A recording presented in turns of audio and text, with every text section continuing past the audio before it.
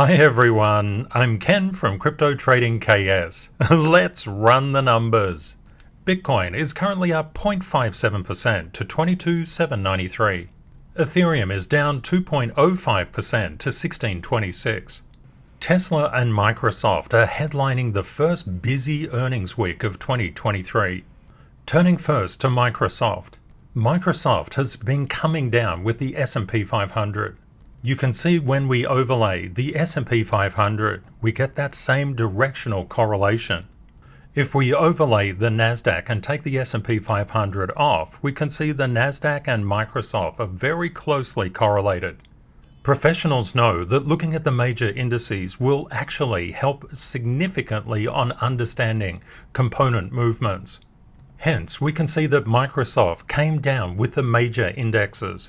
Therefore, Microsoft has been following the market.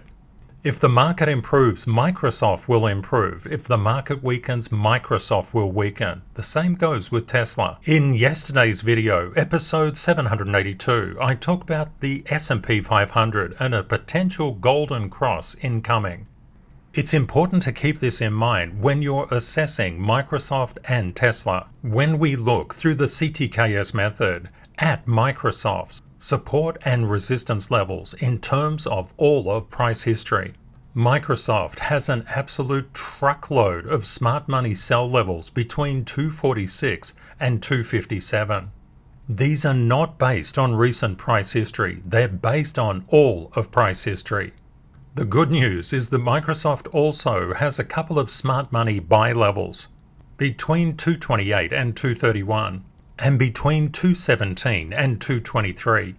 If the market continues to rally, and keeping your eye on the major indices is really important, Microsoft will start to struggle through this particular area.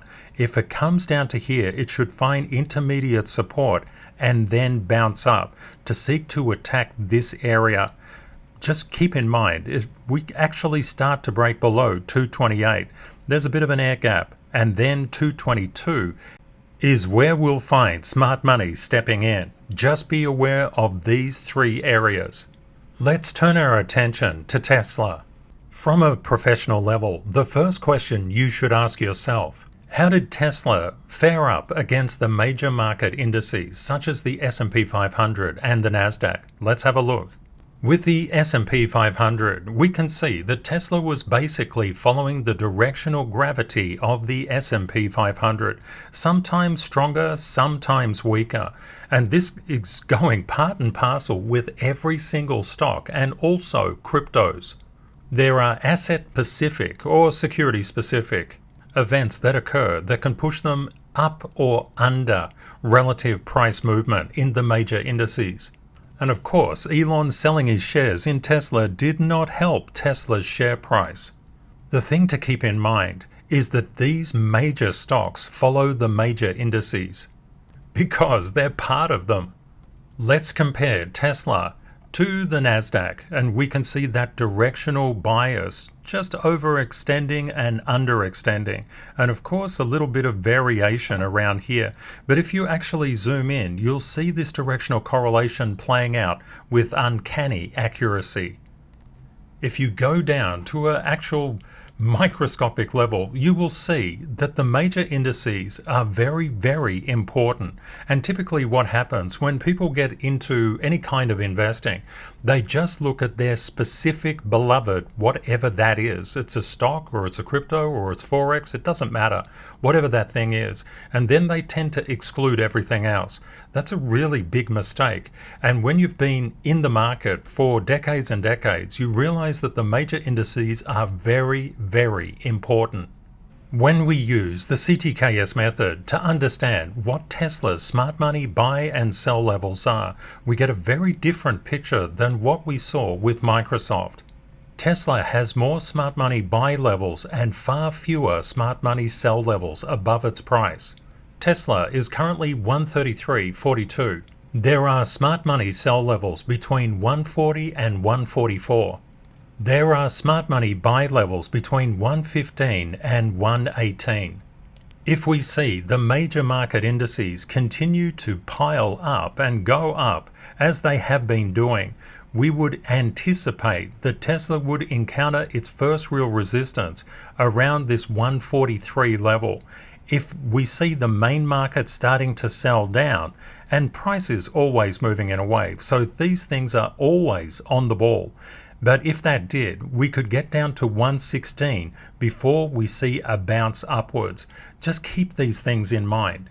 I think my arrow was a little drunk on too much Chinese New Year celebration. Happy Chinese New Year, everyone. Let's have a look at Bitcoin and overlaying the S&P 500. We've seen a lot of weakness in Bitcoin relative to the S&P 500 over time. And with the FTX debacle, Sam Bankman not freed, committing fraud, that was not a good day for the crypto market. But fraud occurs in the stock market as well. Fraud just tends to occur anywhere people are. Gold and silver have had their share of dubious actions, let's say.